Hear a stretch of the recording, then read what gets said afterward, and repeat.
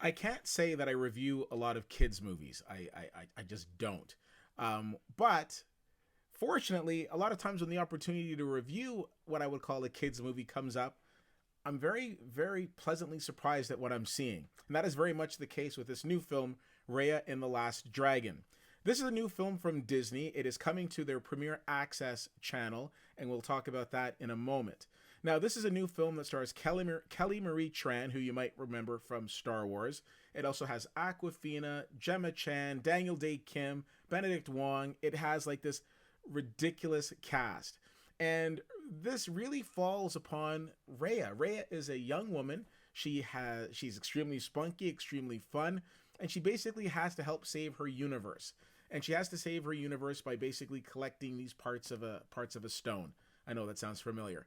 But what isn't familiar is the fact that she is not surrounded by a whole bunch of Avengers. She has a little bit of help, but it really falls upon her to help bring this all together.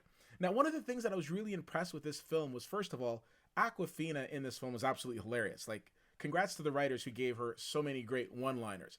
The second thing I loved about this film was the fact that I'm watching this cartoon and I'm seeing this phenomenal female empowerment going on the screen, which is amazing. This is something that I'm not used to seeing in cartoons. Again, not an expert at cartoons, but from the ones that I've seen, you don't tend to see that. So I absolutely love that aspect of it as well.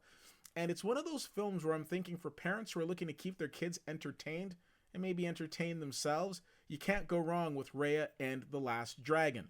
Now, this is one of those films, like I mentioned, that is going to be on the Premier Access channel of Disney.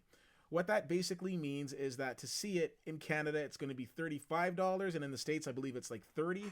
But the good news is, once you pay that, it's in your library. You don't just have it for like 24 hours like a normal rental. Like, you have it for good. So whether or not you want to spend that, that's a personal choice. What I can tell you, after seeing it myself, it's worth the money. I really enjoyed this film. I know there's been a lot of titles that have come and gone over the course of the last year, and people are like trying to decide, well, do I want to make time for this? Do I want to make time for that?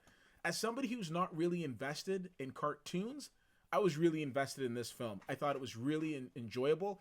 From a studio that brought us films like The Lion King or what have you, I feel that this is a film that could stand beside that. I know that's high praise, but it's one of those films where if you were to say to me years from now, hey, do you want to check out Raya and the Last Dragon? Or hey, down the line, there might be a Raya and the Last Dragon too. Yeah, I'm down. I really enjoyed it. I was smiling, I was laughing, I was forgetting about my day. And if a movie can do all of those things for me, it's checked off the right boxes. I give this movie a B+. Strongly recommend that you check it out. I really enjoyed it. The big kid in me, and I think the big kid in you and the little kids potentially around you will enjoy it as well.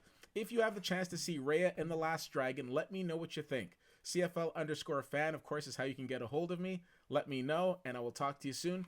Thanks so much for checking this out. My name is Keith, and I'll see you at the movies.